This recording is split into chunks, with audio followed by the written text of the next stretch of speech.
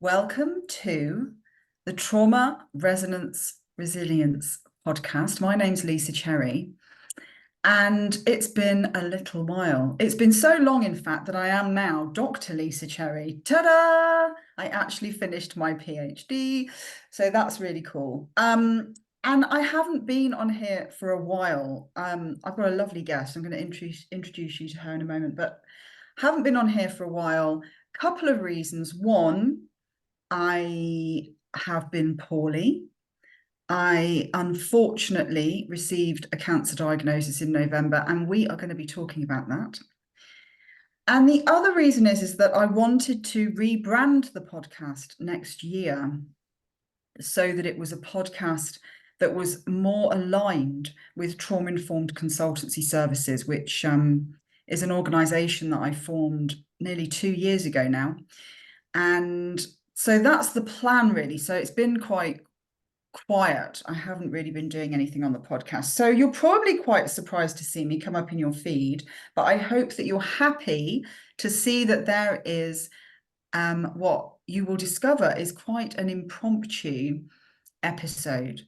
So I'm going to introduce you to somebody who is very special to me and actually a very close friend. It's going to be very interesting because I hope you're going to end up feeling like you've kind of just dropped in on two friends having a chat over a cup of coffee. So listen, I'm going to stop and I'm just going to introduce you to the very beautiful Nikki Leader, who I'm going to invite to introduce yourself. Hello, Nikki. Hello. And yeah, thank you for having me on. So, for anybody who's listening, this is a very spontaneous conversation that started just this morning because Lisa posted a beautiful picture and has been posting a journey on her Instagram, Living with Myeloma. So, if you know anybody or if you're interested in the journey of cancer, and we're going to get to it in a minute because we've almost twinned it, haven't we? And yet not twinned it. Yes. So we'll go back to that Sunday afternoon when you gave me a call. But I am a healing arts practitioner. I've been exploring and looking at the world of metaphysics and energy work. And we met on a massage course many eons ago. So that was a kind of beginning because that was my inlet. I mean, I was already doing energy work, but that was my inlet into using those skills, but within a much more acceptable arena, which is where the world was at that moment. Obviously, everything has completely exploded now. People are bashing gongs and meditating, and yoga is like everyday practice. And yeah, that's me. I'm quite busy on Instagram, and I'm a sound therapist. So I'm doing a lot more group work and I'm going to be doing one-to-one. And I had a cancer diagnosis almost. We're not even sure if it was the same day, are we? But Well, it was really strange because I phoned you up and I said, "Are you sitting down? Because I've got something I need to tell you." but you had previously sent me a message saying, "Are you okay?" And I thought, I'm okay. Is she okay? Normally it's like what fuck's going on in the stars or what's happening or whatever, and then we get into really deep philosophical, so our conversations always lead into some really interesting spaces because I feel we've both done a lot of work in this arena on ourselves, and we support other people in them doing their own work also, so we're real advocates for work it out for yourself and then everything else will fall into place around you. And you sent me that message, "Are you okay?" And I think I was away because I remember so well walking in the door and I thought, all right, I must call her. And I just sat down on the arm of my sofa. And that's exactly what you said. You said, "Are you sitting down?" And I said, "Yep." And then, And then I told you, I said, "I've got cancer." And at the time, I was not in a good place at all with it because it's a shock, right? I mean, anyone who's had Mm. those words uttered to them. So I was not in a great place. But then you, you took it all away from me and you went, yeah, me too. No, if Which, I remember, you said, I've got myeloma. And you said, you've got news for me. And I said, do you know what? I've got some news for you too. And it was almost like, my God, we can really share this. So, who knows whether that was the only reason we met back in the massage course. Life does bring people together, and you kind of recognize people at a very, very deep level because our worlds were literally polar opposite. You know, we was the come from very different positivity, backgrounds, don't we, Nikki? yeah, exactly. And we've always laughed about it. And there's no way on paper we should be friends or have anything in common, but it is on such a deep level. And I Mm. would really encourage people to recognize those relationships in your life where you may not see each other all the time and you may not understand what the hell you have in common, but there is a nugget. There's a nugget. And I think it's those nuggets that are so deep. And you call in people. I remember 20 years ago, before I had my accident, when my partner died, I saw a tarot reader who absolutely prepared me sort of for what was going to happen. And I do believe that the universe is not here to crucify our lives or hurt us. It absolutely is here to help us grow. And boy, has this journey, and it's been so beautiful to have you on the end of the phone, and just to say, how you doing? Are you feeling shit? Are you not? Are you exhausted? What are you eating? You're stuffing yourself with cake. I'm stuffing myself with greens because we all know that sugar feeds cancer. But for you, we're both on really different journeys. But there is a commonality. And even bizarrely, I was yesterday at a festival reading tarot, and I just went for a wander around and I stopped by this omega-6. They do testing for omega-6. And the lady sort of dragged me into it. And I said, oh, how did you get into this? She said, oh, I had breast cancer. And I said, so did I. And we both held our right side of our chest at the same time. And I don't know what that is, but there were probably 2,000 people in that field. And yet the one woman I went to had very similar journey. Do you know what? It's fascinating on a different note, but staying with that kind of energetic note. I can get into a taxi and the taxi driver will say to me, what do what do you do for a living? Like taxi drivers say. And I say, well, I try and come up with something that's understandable for Well, people. And I just say, yeah. so I work with people who've had really difficult childhoods. Mm, And the taxi driver will invariably say to me, I had a really difficult childhood. mm, And I'll say, oh, did you? They'll go, yeah, I was in care. And mm. inside, I'm like, of course you were, because Right. that's the people I meet. Mm, Like because that I have that life experience, invariably, wherever I go, I will be talking away to someone. And even if I've been out on a date, honestly, I'm not joking. Even if I've been out on a date, the person who shows up invariably will have childhood trauma mm. and has been in care. I mean, don't get me wrong, I also meet people who haven't, but of all the people, yeah, that you meet, Yeah. that I have, that happens, and it becomes like that with cancer. I guess it's a bit like when you decide you want a certain type of car, all of a sudden you see that car everywhere, don't you? You make that your Yeah. thing, and I'll never forget how we met. I'm just going to say how we met because, and I always try and do your accent when I tell this story. But I'm just not posh enough. But anyway, I you came over to me and you said, darling, darling, darling, I've been watching you, darling. You've really got to contain your energy.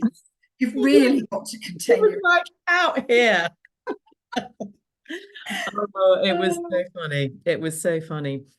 But let's talk a little bit about the shock, because I think, we laugh and we joke about this, but definitely at the moment, my physical journey at the moment, I'm on medication, but the main part of it is done. My consultant sort of has handed me back to the breast care nurses now. But I wanted to ask you about the shock level, because I think we've talked about this, the shock level almost, because I know that, but both of us have been really conscious about diet, about toxic things. I mean, my kids will tell you, we haven't had fairy washing up liquid in our house for as long as I can remember. I am so clean. I try and be absolutely as clean as I can. And I'm really aware that people eat really cleanly, but then you look in the cupboard under their sink and it's just full of heavy metals. So for two kind of reasonably clean people and people who have done a lot of work on themselves, how did you manage the shock? And what does that feel like? What emotions came up for you? Yeah, I mean, God, that's such a great question because it's so multi-layered because there's the shock without thought. So for me, I would say I felt the experience of trauma. So if we understand the word trauma as it's not what happens to us, it's a result of what happens inside us as a result of what happens to us. And then also what buffers we have available to deal with that shock. So I would say I'm very lucky. I have quite a lot of buffers around me. My close friendships honed in very quickly to buffer what was actually really quite traumatic. And I remember very little for about 6 weeks. I would say there was about 6 weeks where I don't remember very much at all. Mm. And I was night and day with the same thing. Yeah, just really, really awful. Now, somewhere within all of that, then the cognitive stuff comes in. So that's my body response. The cognitive stuff was, yeah, the shock then, the cognitive element of the shock was how on earth has this happened? I don't smoke, I don't drink, I'm not around toxicity. I have been, I mean, literally annoyingly passionate about the food I eat. Even at periods of time where I've had no money, I would have organic veg, Mm. organic milk, just try Mm. really, really hard to be really, to not eat any processed. I mean, I haven't eaten processed foods for decades, like decades. Mm. So that was a shock. So then that resulted in me looking up. I mean, for people who don't know what myeloma is, it's blood cancer. Yeah. It's in the bone marrow. So it's like a rogue cell that escapes the marrow. I mean, this is as scientific as I'm going to get because I watched a little video that comes out of the bone marrow and then multiplies, and that's so and has no cause. So I couldn't have prevented it even if I tried. And I actually found that really helpful. It Yeah. just what's mind blowing is getting a cancer that actually you can't try and not get through lifestyle and behavior, that it doesn't work like that. It's not that kind of cancer. Mm. Um, so I think that helped me because we also know there are links between early childhood Yeah. experiences and our adult health. Um, That's the foundation, isn't it, of our emotional narrative at the end of yeah, it. yeah, Um, yeah. we spend quite a lot of time sometimes unraveling or embracing, and it just sets us up really for yeah. How For, how how about you? I mean, God, here you are. You've, done so much work on yourself, and so, like you say, lived so cleanly and so passionately. I mean, I can't even imagine what would have gone through your mind. I think I have been unraveling it, and I can see now there are emotional blocks that have been released, that I've done a lot of shadow work and journaling and stuff since this, because I very much come from the school of thought that each part of our body is also linked with our emotional world. And what's fascinating about the timing of mine is that my daughter got pregnant last March, and I was 2 months away from becoming a grandmother. Oh, So to have that shadow within the breast, which is all about nurturing and mothering and femininity and receiving. And I have been a very independent person in my life, there's no doubting. And that slightly stems from childhood as well. And I've been very aware of that. I also was in a job that was not feeding me in any way at all. And I knew I should have left it a couple of years ago, but I also knew why I stayed. And I think you can do anything in life. If you know why you're doing it, then that's okay. But I never go for mammograms. I don't like the idea of it. I'm not big on sort of radiation and x-rays and all that kind of thing. But I had taken out private medical insurance for the first time because I could. And I'm getting older now. And I just thought, okay. And I got the routine letter, which normally I just screw up and put in the bin. But for some reason, I just thought to myself, better go because I don't know how medical insurance works. But if I'm seen not to go and have what I've been offered as routine, will they then, if something happens later down the line, honor that and pay out any insurance? So for the sake of just going, I went, didn't think anything of it, came back 2 weeks later, got a assessment letter, please come back. And I remember my sister hadn't called me for a while, and she called me as I arrived in the car park. And she said, "Oh, how you doing?" And I said, "Oh, I'm great. I'll call you back in about an hour. I've just got to go to this assessment thing. I don't think for a second I've got breast cancer, but I'm just going to go in and do it." Well, an hour and a half later, and I knew because when they did the second mammogram, as I walked out, I just turned my head, and I do not believe in coincidences at all. I was meant to see this. And as I turned, I could see the screen and I could see two little black shadows. So I walked out with this in gut feeling and I thought, oh, okay, that doesn't look particularly right, but might be wrong. We'll wait to see the doctor. I was instantly called into the doctor. He immediately put me on the slab to take a biopsy from two places and he got the most horrendous coughing fit. So I said to the nurse, get the doctor some water. And I thought, the poor guy, he knows, but he can't tell me because it can't be confirmed until they sent it off for the test. But he was so stuck in his throat, there was like this blocked energy. And I thought, God, the poor guy. So to relieve him a little bit when we sat down, I knew he couldn't tell me. So I framed the question as, is it likely that we're looking at breast cancer here? And he sort of stopped and he looked at me and he said, yes, I think it's likely. So I said, that's fine. And then they take you into a separate room. And of course, that instant bit of shock, often if somebody then gives you sympathy, it just makes it a million times worse, doesn't it? Whereas I was taken into the room and I just said to the nurse, what the hell has just happened? This is nuts. And she said, well, we don't know yet. And I said, oh, yes, we do. We do. I work with intuition as a profession. That's what I do. Um, and she said, well, look, okay. And I said, look, there's one thing. I need to get out to South Africa. I have to be there for the birth of my grandson.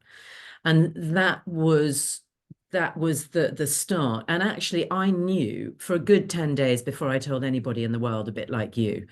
And I just wanted to tell my kids first and foremost. I wasn't going to tell anybody until I told them. And it was a very strange feeling, a really strange feeling in a really good way. That's what's so extraordinary. And I thought, wow, this is going to change the lens of my life completely. But I mean, maybe this sounds really dark, but it almost felt exciting because I thought, God, where is this journey going to go? Because I always felt I follow astrology, as you know, and I know that I'm a Capricorn. We've had Pluto in my sign for nearly 20 years. Everything has happened within 20 years for me, all the really, really dark stuff, the trauma of the accident, the deaths, the blah, blah, blah. And I sort of wonder if I didn't feel that just at the end, it didn't surprise me. Let's put it like that. I didn't feel, oh my God, this is out of the blue. It was whether that was my body, that was the coping mechanism, I don't know. And maybe some people will be able to relate because everybody's going to have a different story with this. mm, But the underlying story is the same. It's how do we cope with shock and trauma? And I think this is the important space that I'm in now, is reflecting back and looking at those patterns of mine, um, and looking at how they've also perhaps impacted other areas and experiences that I've been through in my life. Um, but the support that you get is incredible. And I got out to South Africa and I saw my grandson. And the most difficult bit, obviously, was telling the children, because my kids are in their 30s, late 20s, early 30s. And we're quite a tribe because of the experiences we've been through together with divorce and bereavement. We're quite a little tribe. And I think the shock for them was enormous, absolutely enormous. Um, but because of what we've been through, they have built a resilience within them that is mature. That's, I would say, quite a mature attitude to how these things can impact and affect. And yeah, they all did it in their different ways, in a way. Mm. Um, Which they do. I mean, that's yeah, what they everybody. do. But that was Yeah. the difficult bit, was then managing everybody else's emotions. I was fine dancing in my kitchen thinking, I can give up my job, da, da, da. And then I thought, actually, and then I'd sit down and think, wow, where the hell is this going to go? And it does feel like the world is in such a huge place of uncertainty. It was almost like I was mirroring what was going on in the world. Is none of us are certain now about anything. We're not going to be able to be certain about No. anything on the internet, AI, blah, blah, blah. And so maybe this was my part of, okay, let's see how you're going to deal with uncertainty. And are you See, just, I felt completely sideswiped, completely different to you. yeah, I felt like I was living my best life. I was traveling everywhere, running the business and then just bang. I was going yeah. to the gym 4 times a week. I was fit as you like. My body was looking great. My skin was looking great, thin. And that will lead nicely into And talking. then boom. And Yeah. then boom, literally, I I couldn't walk. I mean, anyone who knows anything about myeloma, it's bone pain. I literally couldn't walk. I couldn't drive. I couldn't get in and out of my car. I couldn't do anything. I mean, it was horrendous. I'd gone from gym 4 times a week to not being able to walk. And it Yeah. wasn't until the first lot of, I had 4 rounds of chemo over 16 weeks, and I reckon I'd had about 8 doses before the pain subsided. Um, and yeah, so it was a real sideswipe. But let's just move us into what inspired this conversation was actually thinking about the beauty side of things. And so I've had to put a bit of weight on because I'm having a stem cell transplant and I'm going to be very poorly.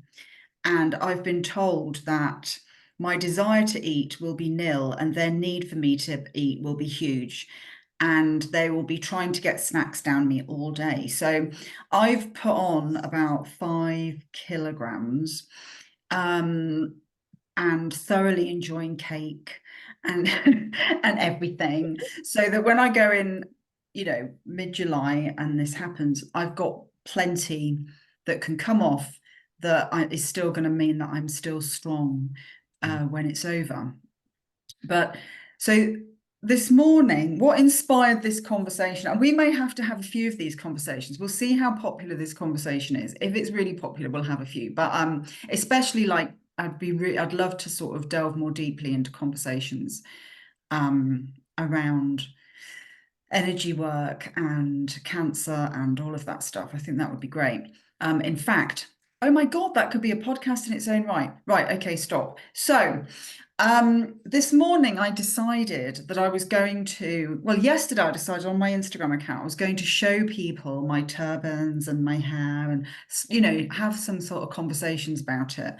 And I promised everyone I'd show them what my wig looked like. So this morning I put my wig on to show what my wig looks like. Oh my God, anyone who's worn wigs knows that it needs quite a lot of playing with the wig. Yeah. And then I took the wig off and showed my full head with no hair. And And I had, say again, how was that? it was fine. I wasn't expecting it to be fine, but it was fine. Um, And I had voice notes, I had phone calls, I had private messages, Did you? all kind of saying the same thing, really, which is how beautiful I looked with no hair. Yeah. And so when you phoned me this morning and we had a conversation about that, I think one of the things I'd been thinking about was there's what society says is beautiful, right? So when I was slimmer and my hair was all lovely and long and thick and had had a tint to it, and my nails had been done, and and I had that particular look of quite, you know, I don't know, just After yourself in the way that you chose to, exactly. yeah.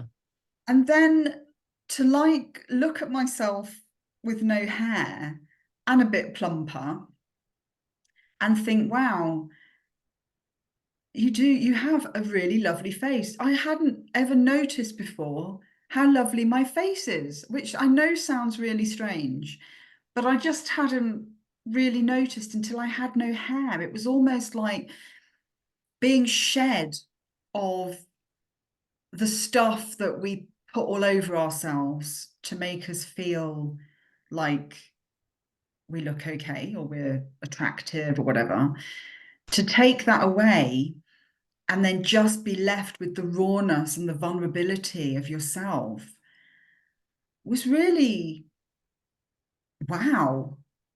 Do you think it's because your light right now is properly shining? When we get stripped back and it's almost like a surrender that actually there's nothing we can do right now about anything. So you're almost on the wave now. You're being taken somewhere and you need a lot of people to help you. So it's almost like you're on the raft, but other people have got to push you. And they're there to catch you and they're there to guide you. They'll tell you where to go. They'll tell you, um, it's almost like you've got a framework at the moment of this amazing support. And it then allows you to sit back and surrender and say, do you know what? This is what it is. And I no longer am looking to anything outside because there's nothing there that is going to make me feel any different. But there's so much your resilience, your courage, and I know they're kind of cliched. We were talking this morning about, people saying, oh, you're so amazing and you're so strong and da, da, da. One doesn't always feel like that. And what does that even mean? What does it mean somebody's strong? Because there's a dark and a light side to that. Strength can be really dysfunctional. I've had several friends who've died of cancer, and some of them, the death has been a lot longer because they've been so strong. They have not let go at Mm. all. And sometimes that's caused real pain. And we all know that things we hold on to for too long can be really dysfunctional and painful.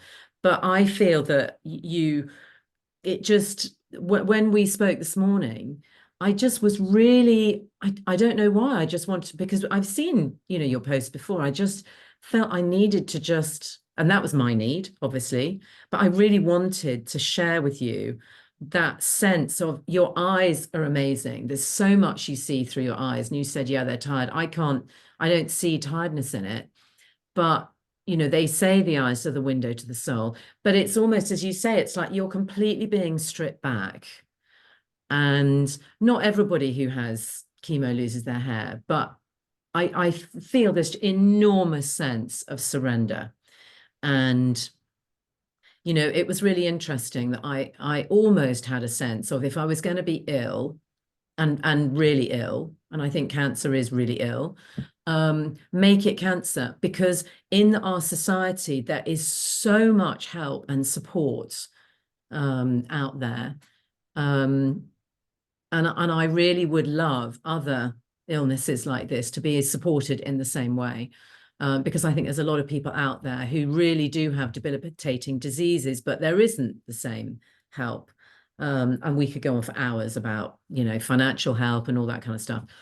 But I just really wanted to talk to you and share with you that I wonder, do you feel that light is almost burning even stronger now?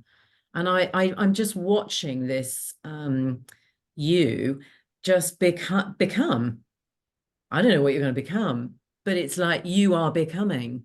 And it feels amazing, actually. Yeah. That's so beautiful to hear that. Yeah. And I think you're right. And it's interesting, isn't it? Because the menopause almost started that journey, Yeah. which is where you kind of shed loads of shit, right?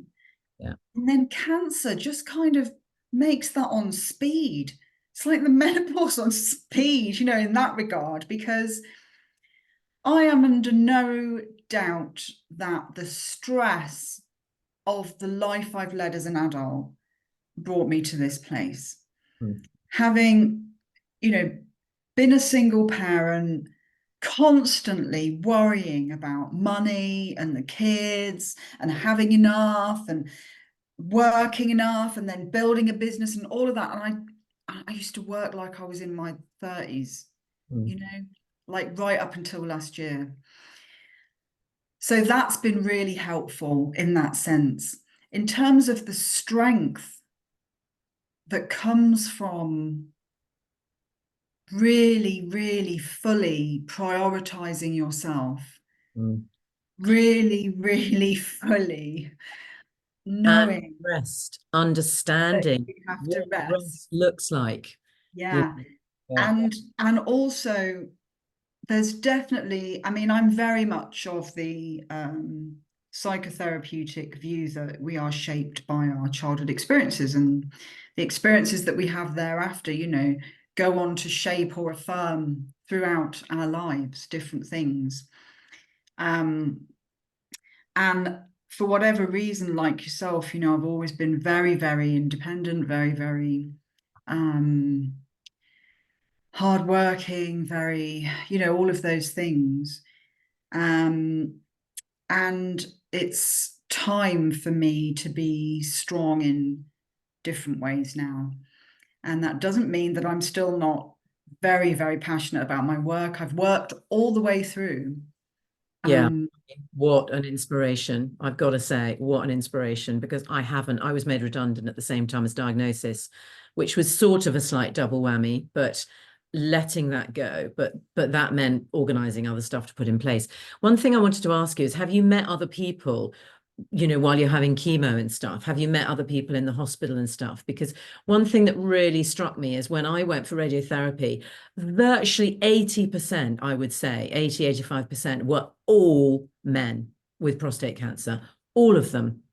mm, It was unbelievable. And I've been quite conscious actually of what support men get, because we women talk, we're here chit-chatting, blah, blah, blah. And all the women I've met, who've had breast cancer or got it, and I keep being introduced to them, or somehow we meet like yesterday. But I do wonder about, how men are being supported, and whether they receive that as well. But have you met other people, or have you wanted just to shut it down and say no? Other people deal with all of this in a very different way, and that can be either be helpful, or it could be actually quite draining. If there's a load of drama and you deal with it in a different way, you have to manage that, don't you? yeah, I mean, I haven't. I went to one group, they were all men, all quite old, all with their wives who they called their carer, Yeah. which was the oddest thing. Even the wives didn't say, I'm his wife, they'd say, I'm his carer, which was quite strange. I was like, where's my carer? Get me a carer. I want, you know, um, I haven't, partly because I really don't want to be defined by it. I'm Yeah. really open about it. I love talking about it. I love bringing it to the fore because I know there is still shame and stigma around illness and around cancer. And so that for me is just like a green light to start talking really loudly about something. Um, but do I want to be seen as a cancer patient? No. Do I want to only speak to people with myeloma or with cancer? No, absolutely not. Um, And in fact, you know, so many people have had cancer that you don't have to go very far without people. I mean, I wore my turban for the first time giving a keynote about a week ago, maybe a couple of weeks ago. The amount of people who came up to me afterwards and went, right, you've got to try this. So there's head wrapper, they show you how to do a scarf. Then someone else would come up and go, oh, have you seen this? When I lost my hair, da da da da da da da. And I think that for me feels much more natural and organic, and by showing up authentically, Yeah. which is what I'm always hoping to do, it opens up those conversations. Mm.